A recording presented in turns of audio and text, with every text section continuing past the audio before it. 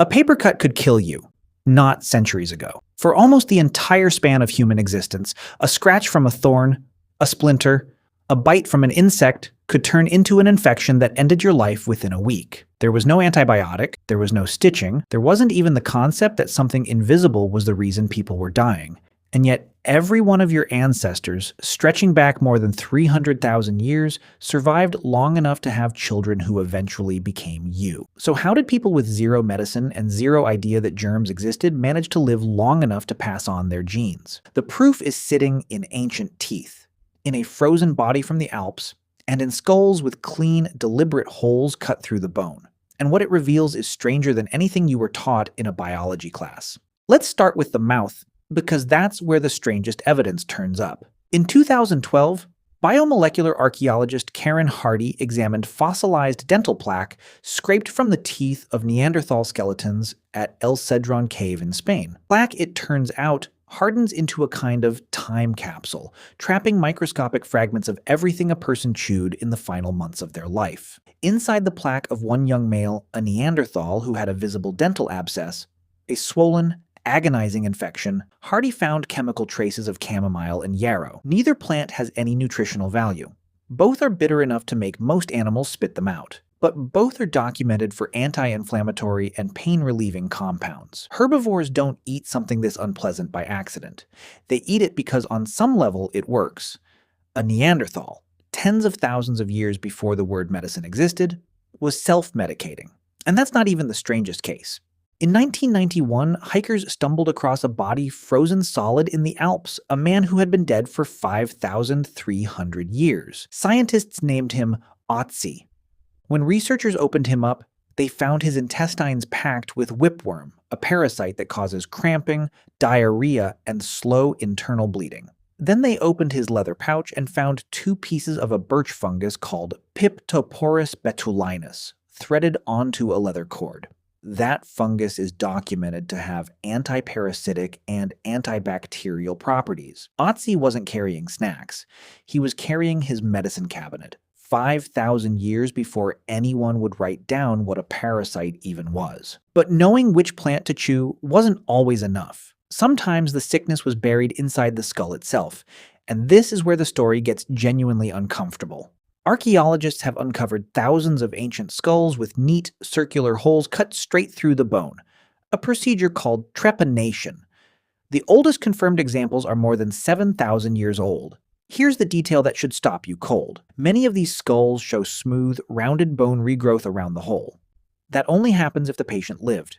In Peru alone, researchers have cataloged more than 800 trepan skulls, and at some sites, the survival rate is above 80%, performed with sharpened obsidian, no germ theory, and likely nothing stronger than coca leaves for the pain. Some skulls show fractures nearby, suggesting the surgery relieved pressure from head trauma. Others show no injury at all, suggesting it may have treated seizures, migraines, or something we'd now call psychiatric. Either way, ancient humans were opening skulls with rock, and more often than you'd expect, walking away from it alive. But the most important survival tool humans ever developed wasn't a plant, and it wasn't a blade. It was each other. In 1957, archaeologists digging through Shanidar cave in Iraq uncovered the skeleton of a Neanderthal man now known as Shanidar I. He lived roughly 45,000 years ago, and his bones tell a story that should not have a happy ending. He was blind in one eye. His right arm had withered away or been amputated. His legs carried healed fractures, and his body showed years of chronic infection.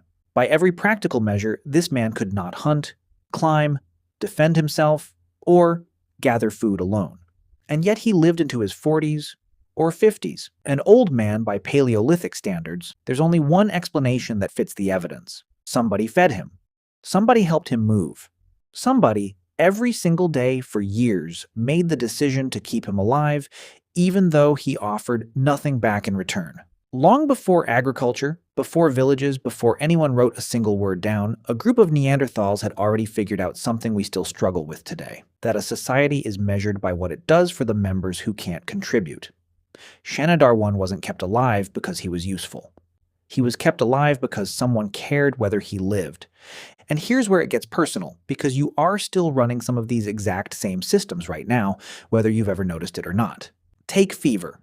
You've probably been told a fever is a problem to shut down as fast as possible. It isn't. A fever is a weapon. Raise your internal temperature by even 2 or 3 degrees, and most bacteria and viruses suddenly struggle to replicate, while your immune cells move faster in the heat.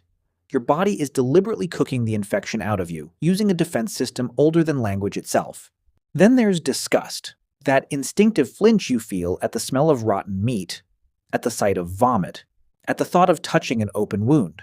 That reaction isn't random, and it isn't taught.